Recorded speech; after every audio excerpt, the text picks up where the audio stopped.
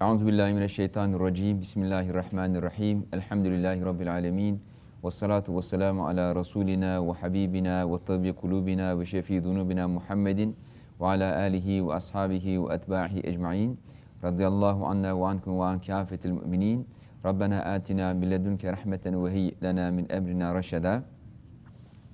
This is the second lecture on Futuwwa, honor code of the Muslim youth, of the Muslim individual, Muslim person. The honor of a Muslim comes from his or her akhlaq. Akhlaq is what gives you your honor. And when you lose your akhlaq, you lose your honor. That's why we call Futuwwa honor code. And inshallah ta'ala, by learning and practicing Futuwwa, we will nourish, develop, and solidify our akhlaq. And what's Futuwwa? Let's begin with it. As I have mentioned in my previous lecture, Futuwwa means makarim al-akhlaq. There is akhlaq and there is makarim al-akhlaq. Because akhlaq has levels. As I have mentioned, qisas is akhlaq, reciprocity, exchange is akhlaq, but also forgiving is also akhlaq, this is another level of it, and responding to wrongdoing with goodness is also akhlaq. So these are all three levels of morality. And Futuwwa means this highest level of morality, which is responding to wrongdoing with goodness, responding to stinginess with generosity. So this is what's makarim al-akhlaq. And Prophet Muḥammad ﷺ did not say bu'ithtu li'utammim al-akhlaq. He said bu'ithtu li'utammim makarim al-akhlaq, the highest level of morality. And this is what's called al-futuwwa. At the same time, as I have mentioned, it's also called muruwwa. And there are many other words and terms used for it. So our goal should be in our life improving our morality so that we can reach this highest level of morality, inshallah ta'ala. This should be our purpose. We should not be satisfied with practicing the lowest level of it. Our goal should be always improve and progress, moral progress. Moral progress should be our goal in our individual life, inshallah ta'ala.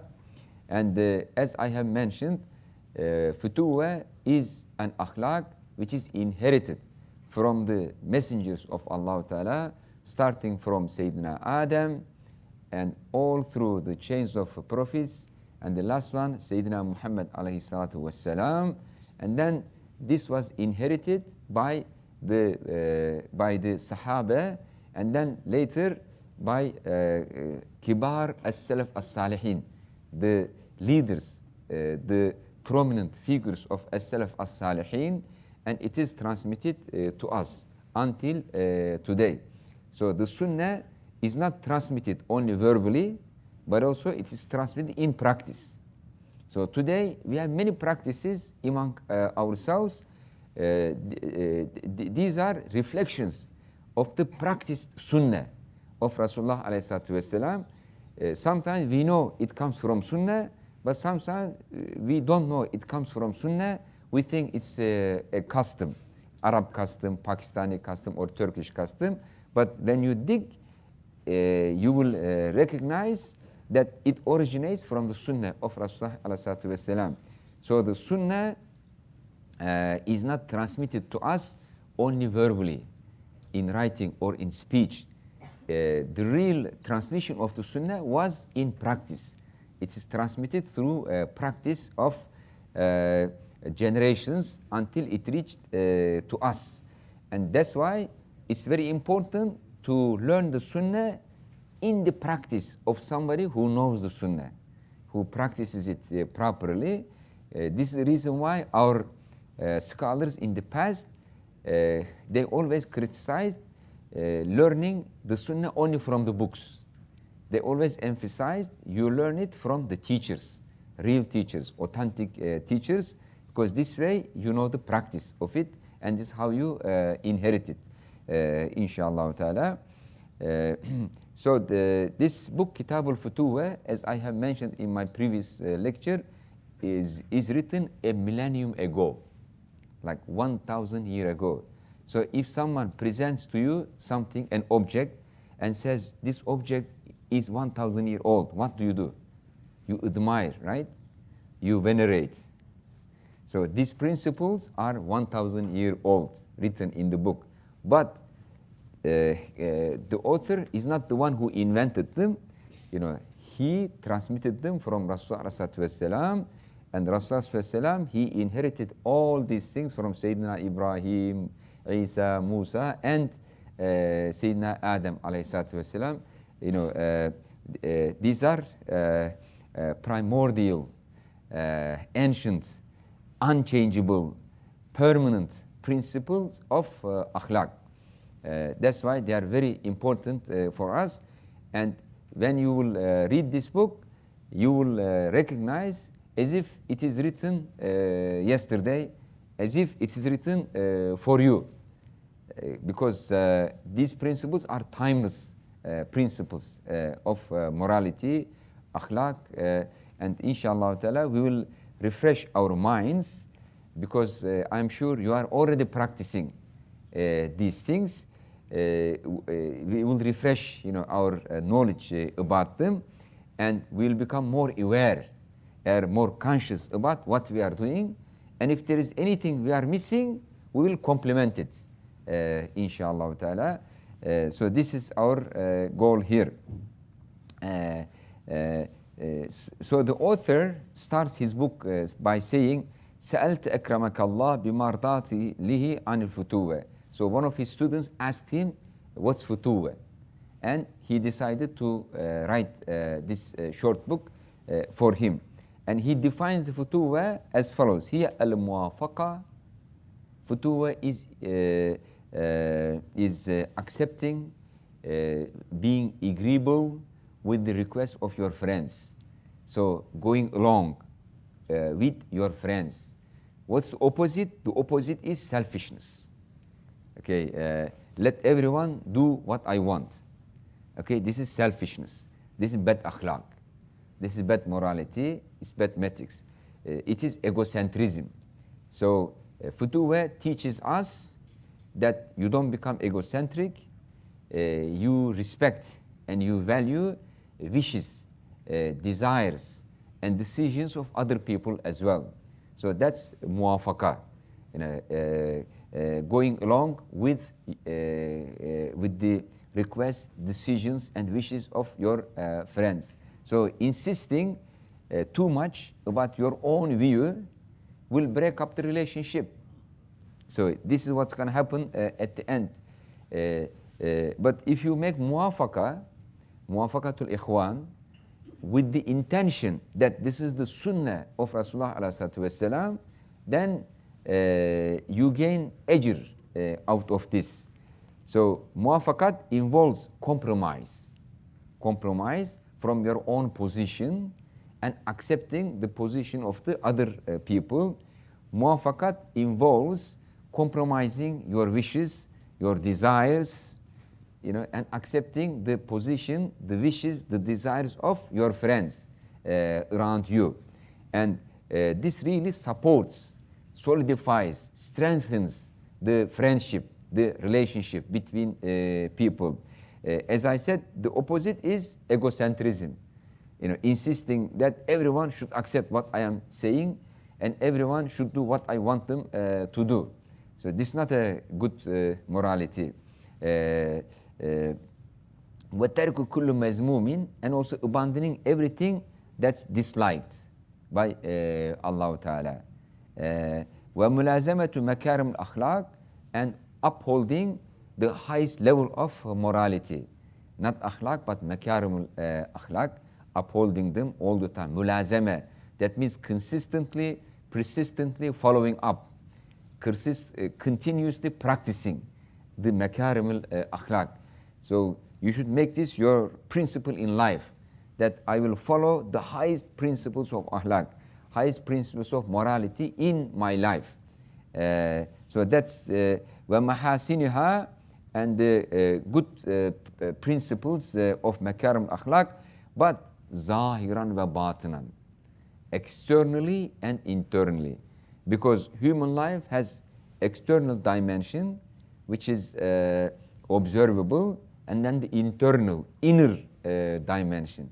So akhlaq, if it's only externally, it is showing off. Okay, so it should be together, inside and outside, both at the same time. And also sirran wa alanan, privately and in society. So 4 dimensions: inside and outside, individually and in society. So in all these conditions, if someone sticks to makarim al-akhlaq, which is taught by Rasulullah ﷺ and is transmitted to us, then this is al-futuwwa. Okay? That's why futuwwa is the youth ethics from the Sunnah. Futuwwa is the morality derived from the Sunnah of Rasulullah ﷺ. وكل حال من الأحوال ووقت من الأوقات يطالبك بنوع من الفتوة. So this is very interesting. The author says every time there is a futuwwa to practice. In every condition, in every circumstances, there is a rule or value of futuwwa to practice. So there is no time without a value of futuwwa to practice. There is no condition without a value of futuwwa to practice. So in every moment, there is a value of futuwwa to practice. In every condition, there is a value of futuwwa to practice. فلا يخلو حال من الأحوال عن الفتوة. There is no condition, there is no circumstances which is away or free from the futuwwa. So futuwwa is full time. It's not part time, and there is no vacation from futuwwa. 24/7 futuwwa, makarim al-akhlaq, all the time, inside and outside, private life, personal life, and the communal life, all the time. And it's very interesting. futuwwa تستعملها مع ربك تعالى. There is futuwwa in your relationship with Allah Ta'ala. وفتوة تستعملها مع نبيك صلى الله عليه وسلم. And the futuwwa in your relationship with the messenger of Allah Ta'ala عليه الصلاة والسلام. وفتوة مع الصحابة. And there is also futuwwa in your relationship with Sahaba رضي الله عنهم أجمعين. وفتوة مع السلف الصالحين. And there is also futuwwa in your relationship with السلف الصالحين. وفتوة مع مشايخك. There is also futuwwa in your relationship with your teachers. وفتوة مع إخوانك. And there is also futuwwa in your relationship with your friends and students. إخوان means students, because out of etiquette, out of adab, our teachers don't call their students, they call them إخواننا, إخوتنا, like our brothers. This is what the meaning is included. And وفتوة مع إخوانك, and also futuwwa with your brothers, sisters. وفتوة مع أهلك, futuwwa in your relationship with your family. وولدك, futuwwa in your relationship with your children. وأقاربك, futuwwa in your relationship with your relatives. وفتوة مع ملائكتك الكرام الكاتبين. And futuwwa in your relationship with noble scribes, malaika al-kiram al-katibin, the noble scripts who are recording, writing down your acts. So you see that futuwwa is relational. In every time, in every circumstance, and in every relationship, there is a value of futuwwa to practice. It's very comprehensive, it's very holistic. It's not part-time, It is not only for a particular moment, inside and outside, in all times, in private and communal life. So the question is, like, what's futuwwa with with Allah Ta'ala? What's futuwwa with Rasulullah alayhi salatu wasalam? What's futuwwa in our relationship with Sahaba? What's futuwwa in our relation with As-Salaf As-Salihin? And with our mashayikh, with our students, with our friends, with our family, children, and malaika al-kiram, and also with animals, with nature. Every relationship, every relationship has a futuwwa value to practice. And these things will be explained in detail in this book, inshallah ta'ala. But futuwwa with Allah ta'ala, loving Him and obeying Him with love.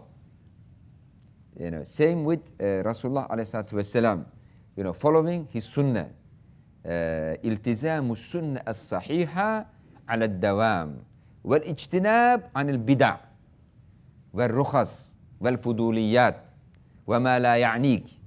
This is futuwwa in your relationship with Rasulullah sallallahu alaihi wasallam, that you continuously practice his authentic sunnah and stay away from any bid'ah, and also anything that's useless, trivialities, and the things that they don't concern you, they are not your business. So you stay away from them. So that's al-futuwwa with Rasulullah alayhi salatu wasalam. And also you establish love relationship with Allah Ta'ala and with Rasulullah alayhi salatu wasalam, and you try to be an inheritor of Rasulullah wasalam في أحواله في أقواله في أفعاله في جميع أموره. يعني you try to inherit his state, his inner state, his outer state, his the way he acts, the way he speaks with people. You try to inherit everything. This is wiratha. Our relationship with Rasulullah, a relationship of the warith. Like your father, your relationship with him is you are warith of your father. You inherit his property, right? But at the same time, you inherit his akhlaq. And our relationship with Rasulullah is wiratha. But let's say the property of your grandfather, how you inherit the property of your grandfather? Through the chain of your grandfather and then your father, right? And the same thing through our teachers, through our mashayikh, we inherit. We become warith of Rasulullah alayhi salatu wassalam. And then futuwwa ma'as sahaba. So what's futuwwa with sahaba in your relationship with your sahaba? So most of us, like we are not aware that we are responsible, to practice futuwwa in our relation with Sahaba. But don't you see, like each time we make salawat for Rasulullah sallam, we make salawat for the Sahaba aidan, make dua for them, right? So that's part of our adab with Sahaba. We honor them. يعني نحن أهل السنة والجماعة. إيش معنى الجماعة? What's the meaning of الجماعة? We honor all ashab. We make no distinction. But some groups make distinction. Good sahaba, bad sahaba. No, we are not like this. We love all sahaba. Radiallahu anhum ajma'in. This is part of our futuwwa with as-sahaba. We honor all of them. And we accept that all sahaba have adl and zabt. They are reliable, trustable people. They never act out of their nafs, and they cannot be manipulated by mundane interest. So this is our relationship, futuwwa relation with Sahaba in brief. And with our teachers, adab. Adabul muta'allim, the adab of the student with the teacher. You know, a student must obey the teacher. And when I say this, sometimes in the classroom, students stare at me as if this is something they have never heard. You know, but this is, you know, very important in Islamic education. If the teacher is Muslim and the student is Muslim, so there is adab, and they must obey their teachers when the teacher gives them a good nasiha, good advice, you know, and listen carefully and try to learn the best from the teacher. This is, of course, there are many other things. I'm just, you know, touching important points, and also with the student, adapt with the student. You know, in modern education, you know, teacher and student relationship is a custom relationship. You know, because education is commercialized, and knowledge is turned into a commodity to sell and buy. This is completely against the Islamic tradition. You know, in our tradition, education has always been free. It is not, ilm is not a commodity. It is not like a mal to sell and buy, you know, especially religious knowledge. So that's why the sheikh, the teacher, sees the students as if they are his children. But even the children, you know, has this meaning that they are like younger than him, than lower than him, like the brothers and sisters, you know, like elevating them to this level.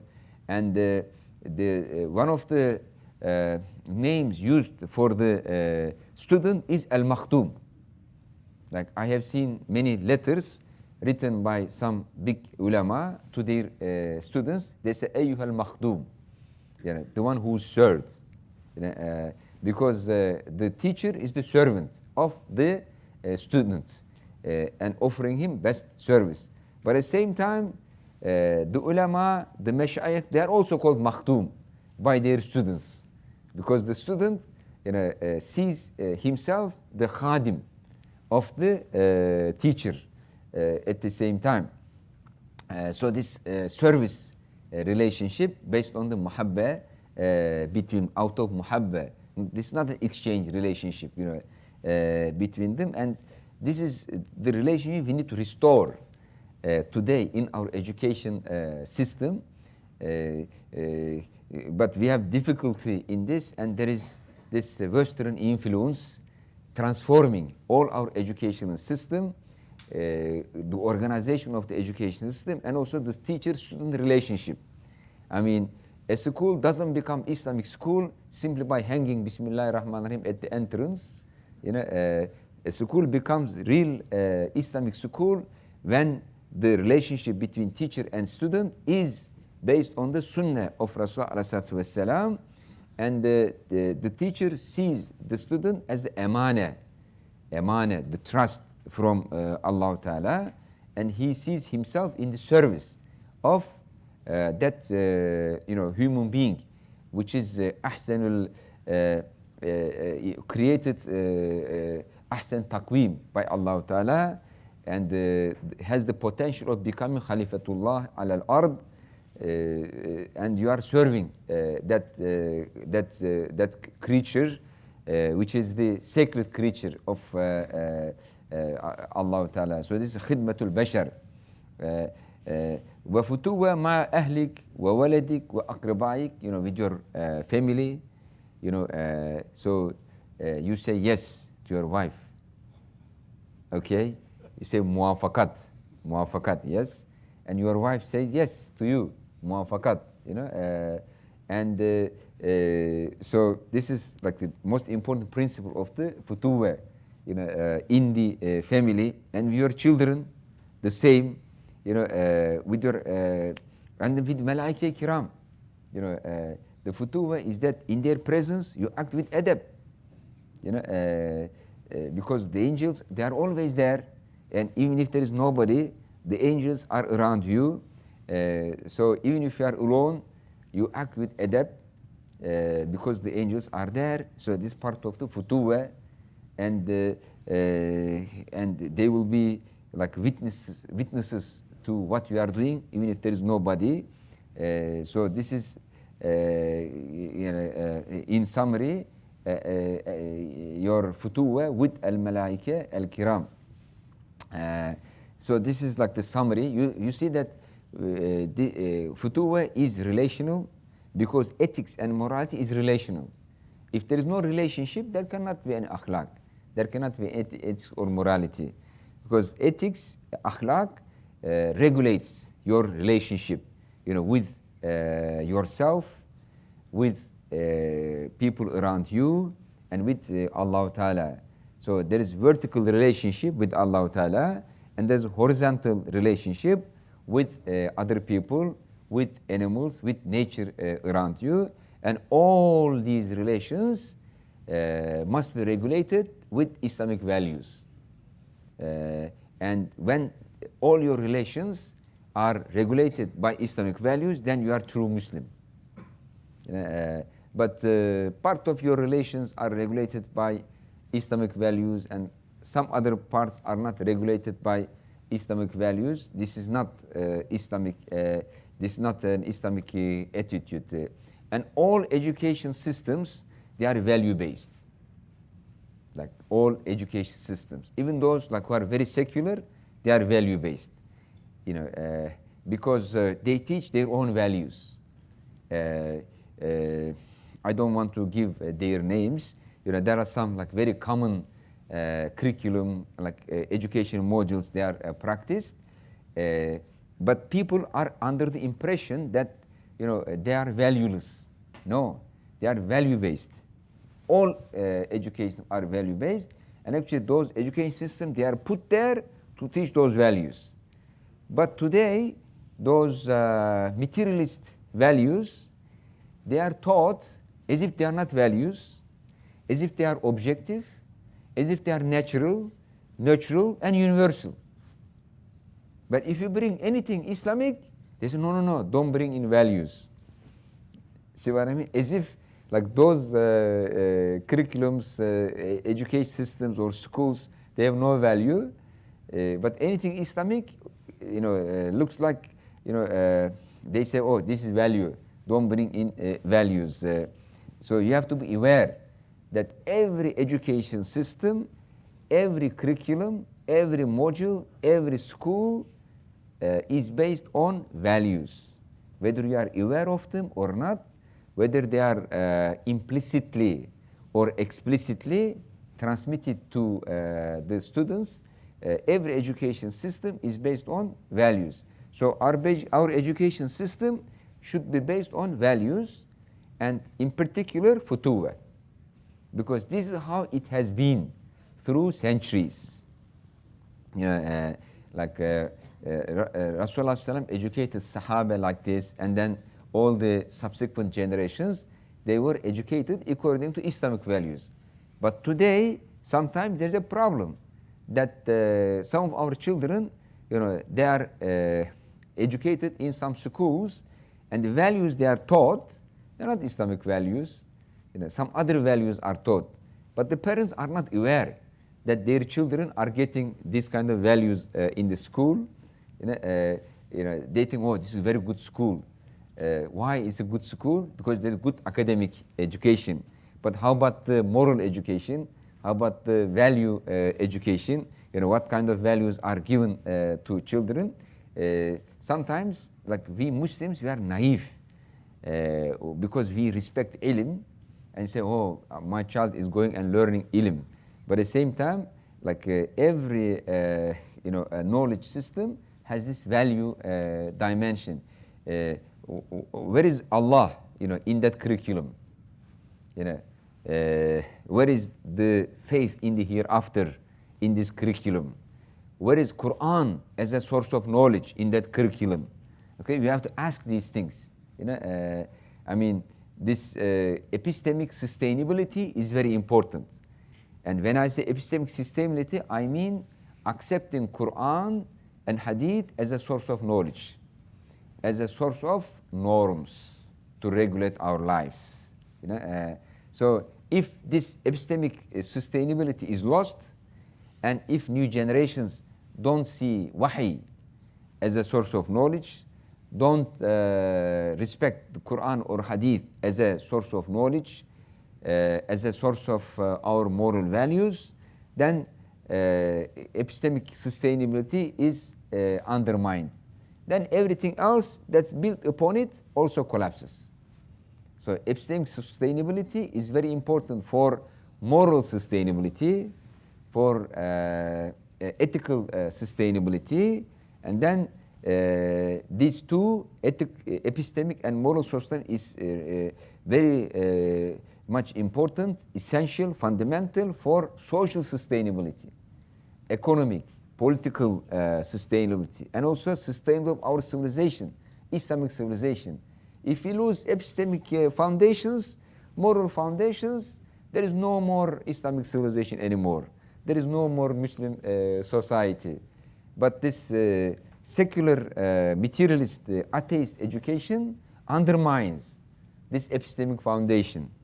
It erodes this moral foundation, and we are also like under the illusion that our children are getting very good education, but we don't pay attention to these aspects of it. So inshallah, Futuwwa once again, and it should be part of our education. Our education should combine academic, professional education with character building.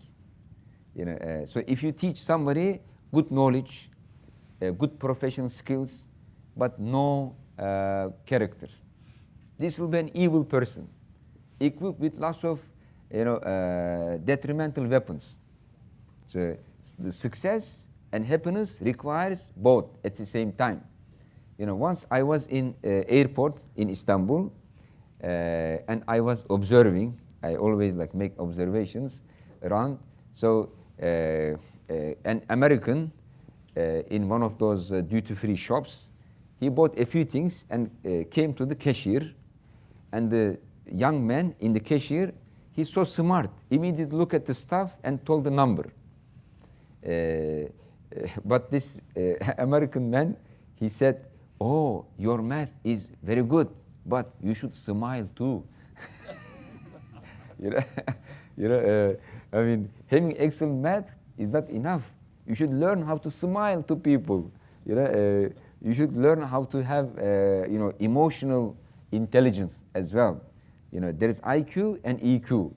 IQ is about academic professional education. EQ about emotional development, about futuwwa, and they must both develop together, and we should give equal emphasis to both of them, so that our young generations become happy and successful, and also useful to society and to others. So after defining what futuwwa is, and then after emphasizing its importance, that it's very inclusive, it covers all your life, then he says that he will وأنا مبين أطرافا من ذلك على الاختصار من سنن النبي صلى الله عليه وسلم وآثار السلف وآدابهم وشمائلهم بعد أن أستعين بالله تعالى في ذلك وفي جميع أموري وهو حسبي ونعم الوكيل. Then he says, okay, I will explain some parts of it to you in a very summary form, deriving from Sunnat al-Nabi, from the Sunnat of Rasulullah alayhi salatu wasalam, because the source of our akhlaq, source of our morality, source of our ethics is the Sunnah of Rasulullah alayhi salatu wasalam, not any other philosophy, not any other thinker, etc. Allah Ta'ala provided us the source of our akhlaq. This is the Sunnah of Rasulullah alayhi salatu wasalam. And then Atharu Salaf, the reports from the Salaf as-Salihin. Why? Because they inherited the Sunnah from Rasulullah and practiced them. So their stories are also very good, very instructive in learning and practicing the futuwwa wa adabihim wa shama'ilihim. So their adab and shama'il. You see the word adab is the key word, and what's adab? Adab is what regulates your relationship with Allah Ta'ala. This is al-adabu billah. And then your relationship with creation of Allah, al-adabu bi khalqillah. This is the futuwwa. Another term for futuwwa is adab. Al-adabu billah, al-adabu bi rasulillah. Now we are in the presence of Allah Ta'ala. Like Allah Ta'ala sees us, we have to have adab with Him. And then also we have angels around us, we have to adab with them, right? This al-adabu billah, this vertical relationship. Adab in the vertical relationship, futuwwa in the vertical relationship. And then we have horizontal relationship with like other people. But modern ethics eliminates this vertical relationship. Okay? Forget the relation with God, forget the relationship with the metaphysical world, just horizontal relationships. But once this depth is lost, this connection with Allah Ta'ala, with metaphysics, then vertical relationships have no foundation.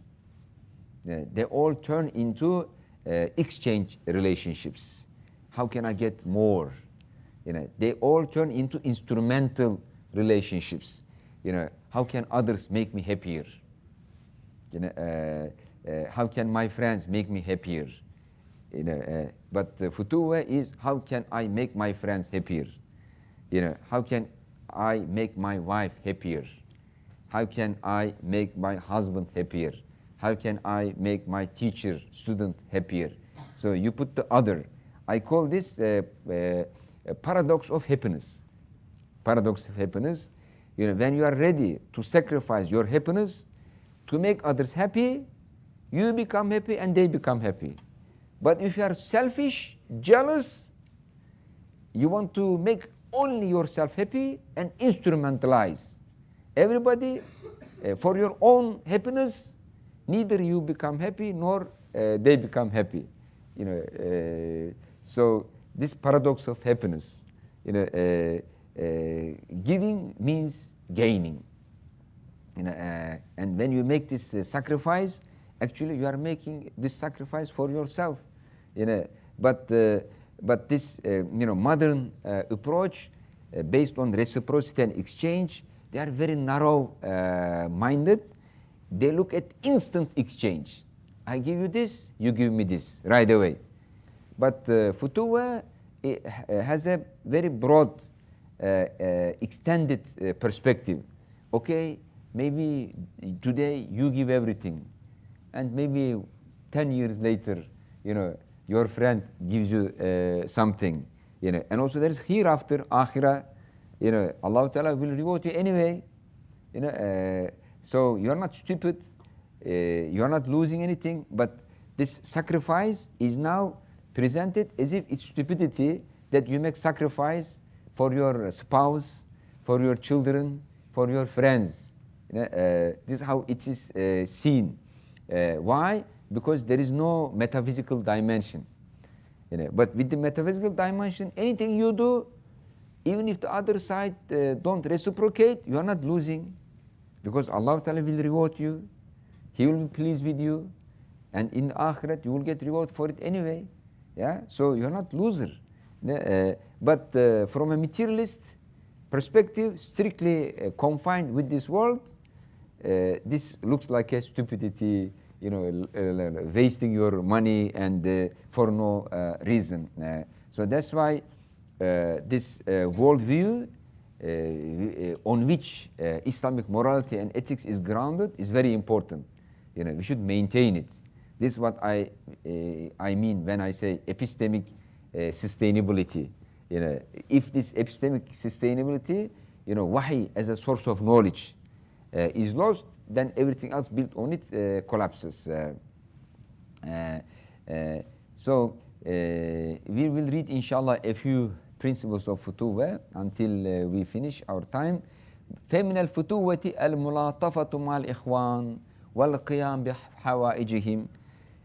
So the first rule of Futuwwa is al-mulatafa ma'al ikhwan, being gentle with friends. Being gentle with friends. So a Muslim should be the most gentleman in the world. Because Rasulullah was the most gentle, most tender, most soft person in his relationship with others. Latif. Latif. And Latif is one of the 99 names of Allah Ta'ala. And so this lutuf should be reflected in your relationship with people around you. You should be latif. You should be gentle. You you should be very kind to people around you. وَالْقِيَامْ بِحَوَائِجِهِمْ, and you should move. You should act to meet their needs. Not just talk, but act. Qiyam. Stand up and do something when they need something. Okay, so being gentle with your friends and also acting to meet their needs. That is the first principle of Futuwwa.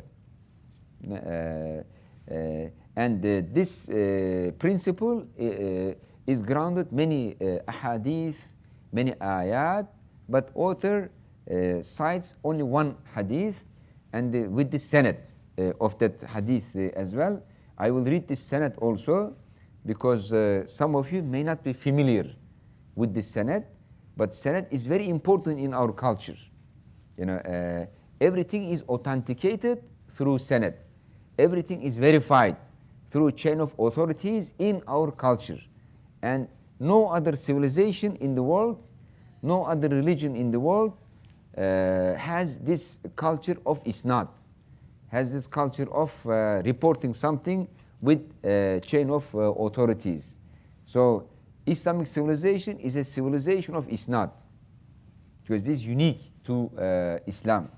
Our ancestors, al-muhaddithun, they are the ones who innovated isnad. I say muhaddithun are the best innovators, because isnad did not exist at the time of Rasulullah, right? So they came up with this ibtikar. I don't say bid'ah, ibtikar, ikhtira. They came up with the system of isnad. Also, like all the mustalahat in ilm al-hadith did not exist at the time of Rasulullah. They came up with this mustalahat also. Why? To make sure that the sunnah, the hadith, is protected authentically. So our ancestors, they came up with isnad system to preserve the authenticity of the knowledge they inherited from Rasulullah. But also they innovated, they developed another discipline to properly interpret this knowledge which is inherited from Rasulullah. That discipline is usul al-fiqh and fiqh. So this is not usul al-hadith and fiqh, usul al-fiqh in particular. These two don't exist in other civilizations, in other cultures. One is to make sure that we receive authentic knowledge without any corruption from Rasulullah. This is isnad. And the other, we properly interpret what we inherited from Rasulullah. So the hermeneutics of hadith is usul al-fiqh, and the hermeneutics of the Quran is usul al-fiqh. The usul al-fiqh is the method Muslims developed. It's very unique, very distinctive for Islamic civilization to properly interpret the Quran, to properly interpret the hadith. These are, excellent innovations, excellent contributions by our scholars, but the purpose is to preserve the tradition. The preserve is to preserve what we inherit from Rasulullah in an authentic manner. So hadith scholars are the most rationalist, most critical-minded scholars in our intellectual history. And the dalil for this, go and read usul hadith. Look at the methodology they developed. So rational, so critical. And when I studied with many scholars of hadith, alhamdulillah, In particular, I was blessed by studying my Sheikh Mustafa al-Azami. He's considered one of the best scholars of 20th century in hadith. He was a very critical-minded person. You cannot convince him to accept anything except with very strong evidence. So this is what I observed. Very rationalist, very critical-minded people. But unfortunately, those scholars of hadith, they are presented as if they are naive, and anything presented to them, like Prophet Muhammad said, they will accept right away. No, not like this. They developed many methods about this. So Isnad is very important. But unfortunately, what happened to Isnad in 20th century? We abandoned Isnad. Under the influence of westernization and modernization, we abandoned Isnad. Why? Because Isnad doesn't exist in the West. Because there is no Isnad for Injil, there is no Isnad for Tawrat. They have no Isnad. So because Isnad doesn't exist there, we thought, oh, it doesn't exist there, so maybe it's useless. So we turned hadith study into an academic study without Isnad, and it is consequential, on our intellectual tradition. It's not something we need to treat very preciously, preserve it, and revive it, inshallah ta'ala. This should be also part of our education, like the Futuwwa. It's a value. Our as-salaf as-salihin min al-ulama, they created this, developed this, and they maintain it for so many centuries to make sure hadith is authentic, Quran is authentic. Then now we don't care about it. So it is something really to consider. So Sulami says, أخبرنا عبد الرحمن بن محمد بن محمود حدثنا أحمد بن محمد بن يحيى حدثنا محمد بن الأسهر حدثنا محمد بن عبد الله البصري حدثنا يعلى بن ميمون حدثنا يزيد الرقاشي عن أنس بن مالك رضي الله عنه قال. So these are the people in the Senate. I will mention their names, inshallah, for barakah. And also you can see, maybe some of you are not specialists in Islamic studies, you can see like the chain of scholars, how they are listed. So Abu Abdurrahman as-Sulami says, Abdurrahman bin Muhammad bin Mahmud informed me that Ahmad bin Muhammad bin Yahya informed him. And Ahmad bin Muhammad bin Yahya said, Muhammad bin al-Azhar related to him. And he said, Muhammad bin Abdullah al-Basri related to him. And he said, Ya'la bin Maymun related to me. And he said, Yazid al-Raqashi related to me, and Anas bin Malik, who is the servant of Rasulullah alayhi salatu wasalam. Anas bin Malik has a very interesting story. He is one of the children around Rasulullah sallallahu alaihi wasallam. There were many children around Rasulullah sallallahu alaihi wasallam. They were coming to his majlis. Like we have, alhamdulillah, many children in this majlis. They are the barakah of this majlis, alhamdulillah. And we make this like a majlis, because Qatar has majlis. We have to make majlis, but this is majlis al-Futuwwa, majlis al-ilm, alhamdulillah, majlis al-sunnah, alhamdulillah. We talk about ilm and sunnah and Futuwwa, inshallah ta'ala. Like in the beginning, I was worried, how this setting will be perceived. But alhamdulillah, it's perceived very well. So Anas bin Malik is among the many other children, like Abdullah ibn Abbas, Abdullah ibn Mas'ud, children around Rasulullah, and Rasulullah treated them nicely. They all loved Rasulullah. They spent time with Rasulullah, and they learned a lot of things from Rasulullah because they were young. So when they grow up, they became great scholars of hadith to narrate hadith to new generations. So the mother of Anas bin Malik was a very poor lady. He didn't have anything to give to Rasulullah as a gift, but he one day brought his son, and he said, I have nothing to give to you, but I have my son.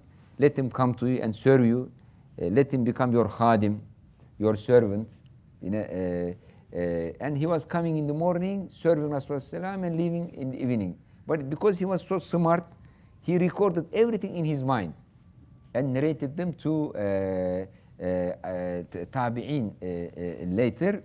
So this he narrated that قال رسول الله صلى الله عليه وسلم من ألطف مؤمنا أو قام له بحاجة من حوائج الدنيا صور ذلك أو كبر كان حقا على الله أن يختمه خادما يوم القيامة.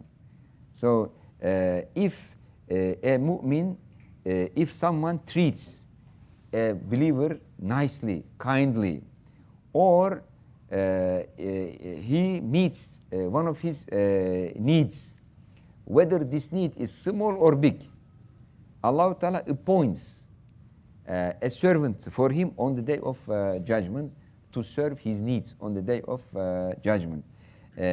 So there are many ahadith like this. So when you do something to a believer, the Lord, the Rabb of that believer rewards you,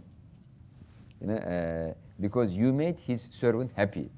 So the reward comes directly from Allah Ta'ala, and when Allah Ta'ala rewards you, it is the smallest reward is bigger than any reward any human being can give to you, because it would be inappropriate for Allah Ta'ala to reward you with something simple, so this is one of the principles of al-Futuwwa, al-Mulattafa ma al-Ikhwan wal-Qiyam bi-Hawaijihim. So let's read one more principle and then complete. من الفتوة مقابلة الإساءة بالإحسان وترك المكافأة على القبيح. So one of the principles of Futuwwa, not to reciprocate the wrongdoing by wrongdoing. But when someone does something wrong to you, ترك المكافأة على القبيح. Don't reciprocate. Okay? Don't reciprocate. Not reciprocating to a wrongdoing by another wrongdoing, because reciprocating to a wrongdoing by another wrongdoing, this will make the situation worse, and then it become irreversible. But if you stop, then the tension will de-escalate, and there will be opportunity in the future to repair it. Okay, and a mu'min should think, what's better for me, to take my revenge, which my nafs will enjoy, or leave responding and get the reward from Allah Ta'ala in the hereafter? Which one is better for me? You will ask yourself, and make a decision. Which is more rational, which is more profitable, which is good for you? Of course, getting a big reward from Allah Ta'ala by practicing this principle, which is also mentioned in the Quran, idfa' billati ahsan. So when you practice this, because it's commanded by Allah Ta'ala, and it's the sunnah of Rasulullah, you get a big reward from Allah Ta'ala. So which one is better? To cool your nafs by taking revenge, by responding in a bad way, or get your ajr from Allah Ta'ala? Of course, getting your ajr from Allah Ta'ala is much better. So Futuwwa is not an ethics of reciprocity. Futuwwa is an ethics of altruism. Futuwwa involves like vertical relation with Allah Ta'ala, and pleasing Allah Ta'ala, and getting your reward from Allah Ta'ala when you do something good, and also your horizontal relation with other human beings. أخبرنا محمد بن عبد الله بن محمد بن صبيح الجوهري حدثنا عبد الله بن محمد عبد الرحمن بن شيرويه حدثنا إسحاق بن إبراهيم الحنظلي أخبرنا قبيصة عن سنين عن أبي إسحاق عن أبي الأحوص عن أبيه قال قلت يا رسول الله إذا مررت برجل فلم يضنني فمر بي أفعل به مثل ذلك قال لا. So this hadith is narrated by Abu Abdurrahman Sulami, who narrated from Muhammad bin Abdullah bin Muhammad bin Sabih al-Jawhari, who narrated from Abdullah bin Muhammad Abdurrahman bin Shirawayh, who narrated from Ishaq bin Ibrahim al-Hanzali, who narrated from Qubaysa bin Sunayn, who narrated from Abi Ishaq, who narrated from Abil Ahwaz, who narrated from his father. So his father was from Ashab. And he said, Ya Rasulallah, إِذَا مَرَرْتُ بِرَجُلٍ فَلَمْ يُضْنِنِي. You know, if I visit somebody and he does not offer me anything, he does not offer me a cup of water, tea, coffee, meal, anything. فَمَرَّ بِي, and then this man comes back to me to visit me. What do I do? أَفْعَلُ بِهِ مِثْلَ ذَلِكَ. Do I do the same thing? He didn't offer him anything, I don't offer him anything. Should I do this? قَالَ لَا. Don't do this. Okay? Regardless of what they do what is the sunnah, what is good thing. Okay? So you offer him something nice, whatever you have, inshallah ta'ala. So this is tarkul mukafa ala al-qabih. So he did something wrong, let him do whatever is suitable for him. Do what's suitable to you. What's suitable to you is to be generous, kind, inshallah ta'ala. So this is a good example for us to show that our ethics, our relationship with other people should not be reciprocal. We should do whatever is the best, regardless of how they behave, how they respond, what they do to us, and Allah Ta'ala will reward us for it, inshallah Ta'ala. So we can stop here, inshallah. Alhamdulillahi Rabbil Alameen. If Allah gives us life and good health, see you next week on Wednesday again after Maghrib. Jazakumullah khairan. Assalamu alaikum wa rahmatullahi wa barakatuh.